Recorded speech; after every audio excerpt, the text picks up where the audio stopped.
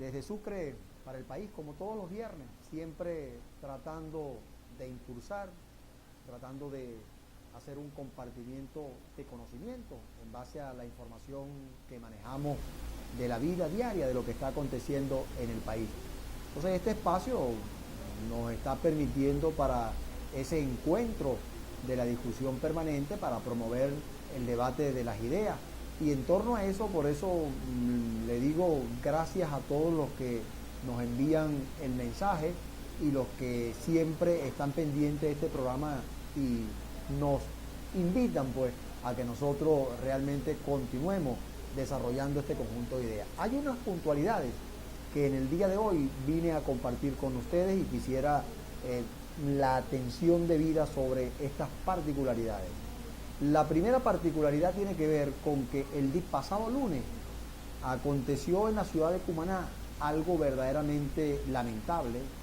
y que demuestra quizás la poca gerencia que se tiene desde el punto de vista cuando se ocupa responsabilidades de Estado, es decir, cargos de trascendencia popular, y donde nosotros siempre aspiramos, los ciudadanos, que quienes están en cargo de gobierno siempre respondan a las exigencias que se presentan, a las problemáticas. Bueno, Cumaná se quedó, amaneció el día lunes sin gasolina. Sin gasolina amaneció el día lunes la ciudad de Cumaná. Obviamente que ante esa contingencia los ciudadanos, todos nos vimos afectados por ese problema que se presentó en la ciudad de Cumaná, y mucha gente sabe los problemas que trae pues lo que es no tener gasolina en la ciudad o en cualquier parte de Venezuela, pues en el caso de Cumaná, que fue el que le tocó este pasado lunes. Ahora, pero lo más lamentable, y es lo que me trae a colación traer ese tema para compartirlo con ustedes, es que aparece en la prensa regional, y es la información que por lo menos yo recibí de amigos que trabajan en las estaciones de servicio cuando uno se acercó a suministrarle al vehículo el combustible. Bueno, la información que nos manejaron es la que aparecía en varias prensas regionales, de que la delincuencia había robado las baterías de estas unidades. Me hablaban de 3, 4 unidades que son las que surten en Cumaná, y entonces robaron estas baterías y Cumaná se quedó sin gasolina. Y varias lecturas podemos dar. Una dentro de las lecturas es que no hay una respuesta inmediata, es decir, el gobierno regional no tuvo una respuesta inmediata para solventar ese problema que se presentó en la ciudad de Cumaná. Es decir, que todo ese equipo de gobierno que está en el estado Sucre, que tienen todo el poder desde el punto de vista de las instituciones, tanto militares, el gobierno aquí que siempre se abroga, que los militares están con ellos. Entonces resulta que en esta contingencia no dieron una respuesta inmediata para solventar ese problema. Y además que también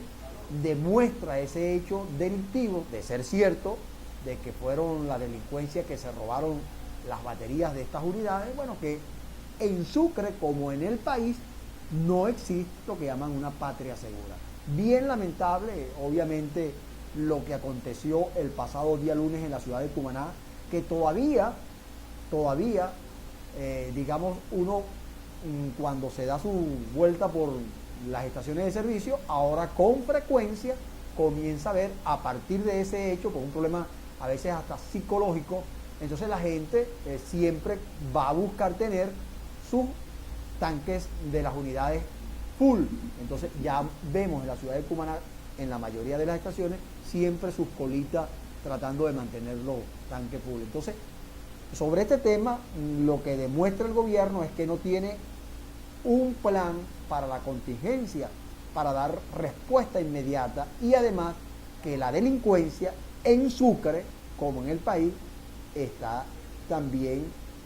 cambiando la circunstancia de la realidad venezolana. Continuando con la temática de seguridad, justamente tuve la oportunidad de asistir estos días al Hospital Antonio Patricio Alcalá de la ciudad de Cumaná. Ya conocía desde hace unos días anteriores a la visita de que se me manifestó de que estaba militarizado el hospital. Pude apreciar, y mi conclusión de la militarización que existe en el hospital es una opinión muy personal de los hechos, de lo que yo pude apreciar, es que justamente los militares están como cumpliendo una función de coacción con los ciudadanos, porque en el hospital, con la crisis médico-asistencial que existe, y eso lo sabe todo el mundo en la ciudad de Cumaná, de que existen problemas médico-asistencial, de que está colapsado el hospital, y la cantidad de gente que visita, que perdura, que permanece en el hospital, obviamente, cuando uno conoce de lo que son las conductas, bueno, se pueden generar problemas de protesta, se pueden generar malestares que comiencen a generar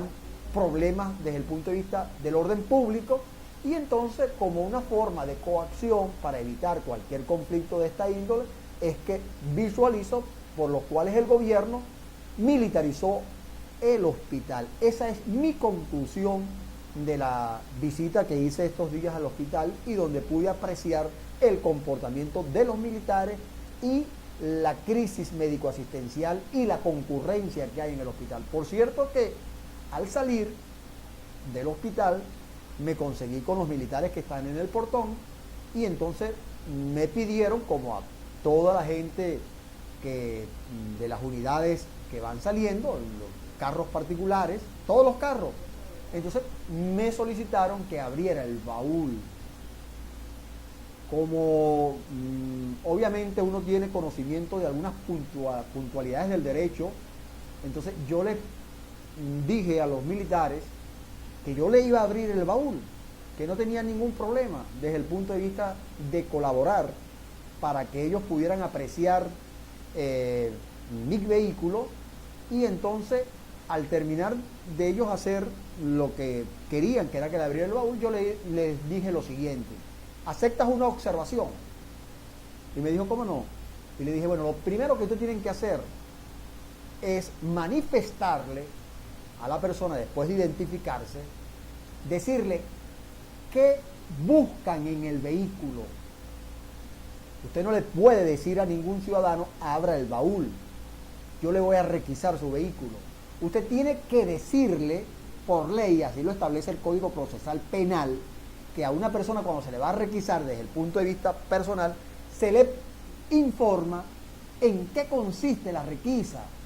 qué se busca. Porque si lo que tú buscas como ente de control público no lo consigues en el vehículo, entonces el ciudadano puede actuar contra el cuerpo policial o el cuerpo militar. Porque tú, en ese momento, por el hecho de detener a una persona e invitarlo para que abra, porque tú estás requisando, entonces tú le estás creando, si no consigue lo que tú buscas, le estás causando un daño moral. Y esos daños morales verdaderamente que afectan. Entonces yo, hablando con los militares, les hacía esa acotación desde el punto de vista jurídico, a objeto de que no cometan el error que vienen cometiendo. Y la respuesta que me dio el que habló conmigo, el que tuvo la oportunidad de conversar, me dijo que eran instrucciones que le daba la dirección del hospital.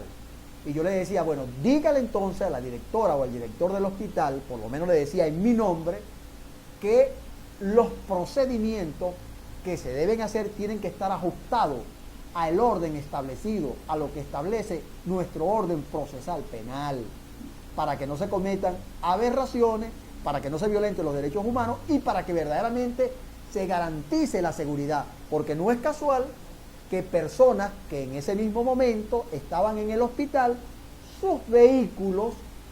fueron robados, se le causó daño. Entonces, ¿dónde está la seguridad de la cual me hablan? ¿O es que ese cuerpo militar está en el hospital cumpliendo otra función y no verdaderamente la función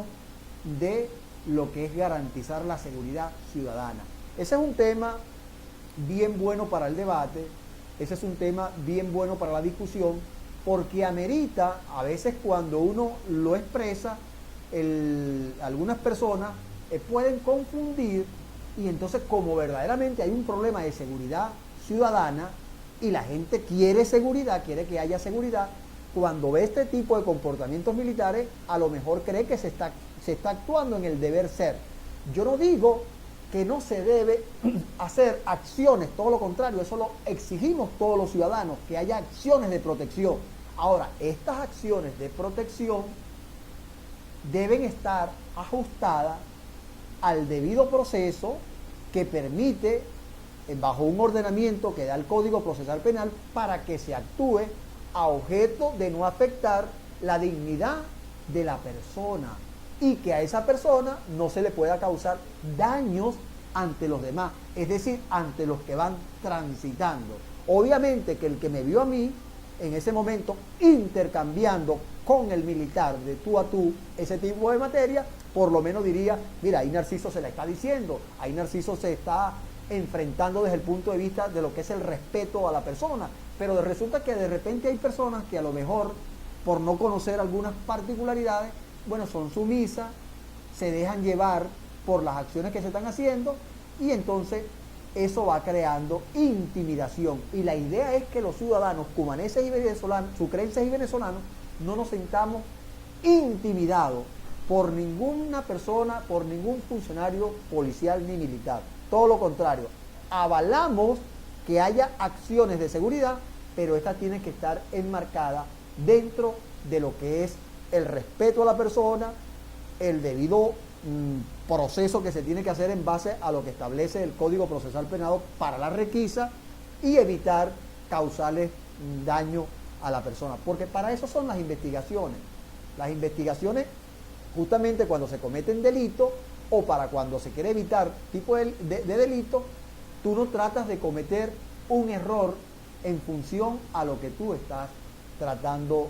de controlar. Entonces, esas son particularidades que debemos tener siempre preciso. Pero el gran tema que yo quería intercambiar con ustedes hoy, no sé si usted lo maneja, no sé si lo conoce,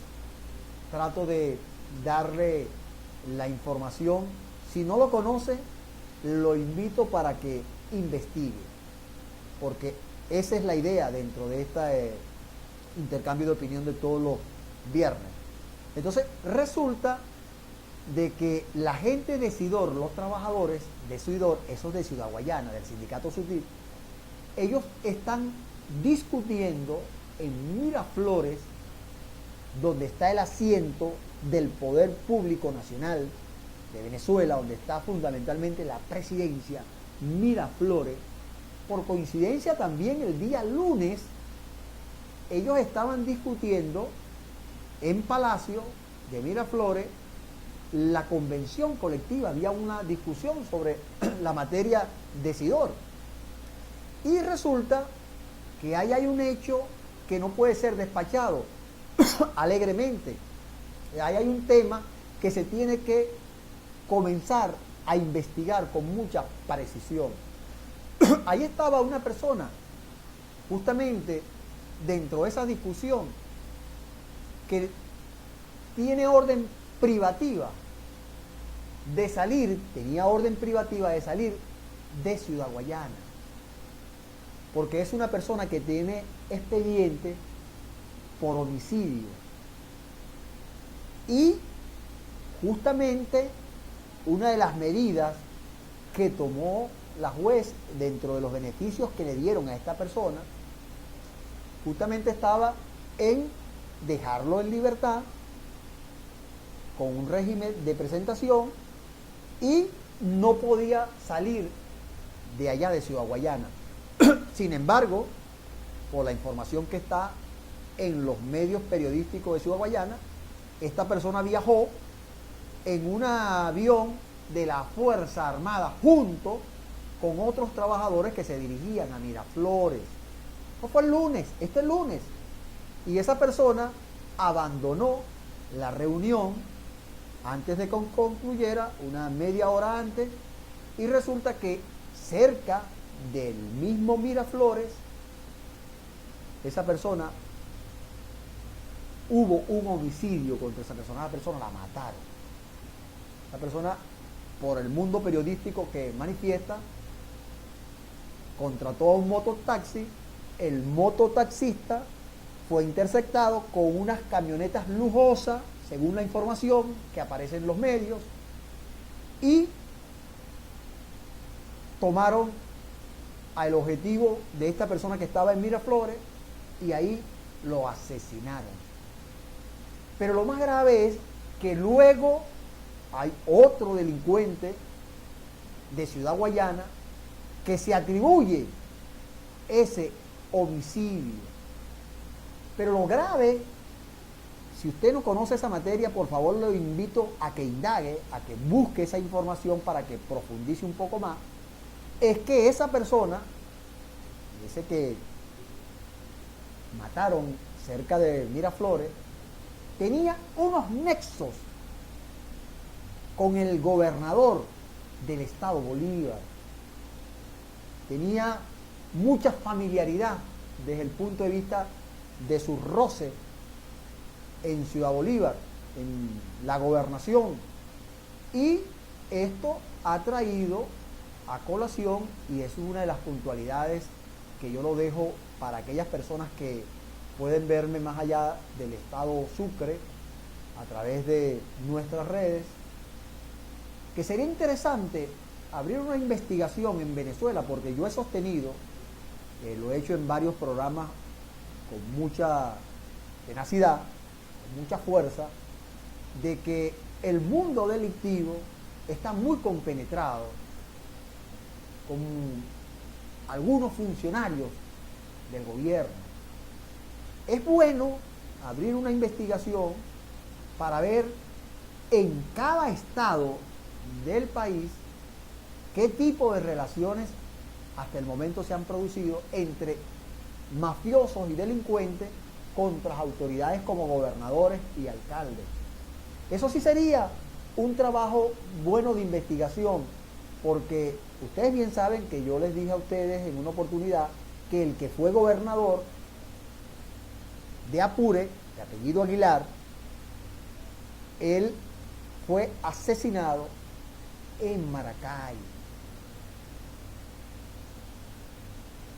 Este delincuente justamente